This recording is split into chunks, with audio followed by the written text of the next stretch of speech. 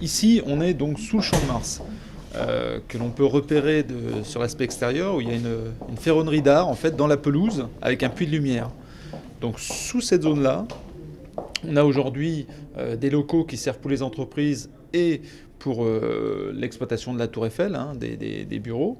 Et ces bureaux, à l'époque, servaient pour, il y a quelques années, Radio Tour Eiffel et comme studio télévision, et a servi par la suite à Télédiffusion de France, qui aujourd'hui se trouve au pilier sud de la Tour Eiffel. Bonjour. Vous allez bien? Oui, ça va. Bonjour, ça va? Très bien. Vous montez où avec ce matériel? Au dernier étage, là. Faire de la maintenance sur les boîtiers lumineux. Ici, donc, on est sous le Champ de Mars. On est en face du tunnel qui va à la Tour Eiffel. Donc il y a un tunnel qui va de cette zone-ci jusqu'au pilier sud de la Tour. Ça résonne un peu. Voilà, au bout de l'écho, c'est la Tour. Si on l'appelle, c'est la Tour Eiffel. Et on voit de part et d'autre, donc de cette entrée du tunnel, des massifs en béton avec des fourreaux de câbles.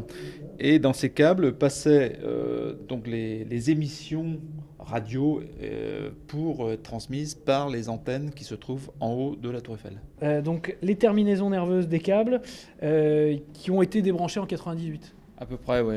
Fin des années 90. Puisqu'à l'origine, les premières émissions télégraphiques ont été faites du haut de la Tour Eiffel dès 1898. Eugène Ducretet, entre la Tour Eiffel et le Panthéon, a fait les premières transmissions. Puis après, il y a eu la guerre 14-18. Cette année, on fête le centenaire d'ailleurs. Les premières émissions avec les fameux taxis de la Marne. Donc tout ça, ça a été fait à partir d'ici. Alors à l'origine, la station était au haut de la Tour Eiffel. Puis après, elle a migré vers le bas du pied. Il y avait une cabane en bois à partir de laquelle ils émettaient les ondes. Et ici, dès 1909, cet abri a été construit, donc en béton armé, pour accueillir en fait les émissions radiotélégraphiques. Donc après 1914 et Taxis de la Marne, il y a eu Radio Tour Eiffel, avec Sacha Guitry, Yvonne Printemps, pour ceux qui ont encore la mémoire de ça. Et puis les premières émissions télévision, en particulier avec le couronnement de la reine d'Angleterre.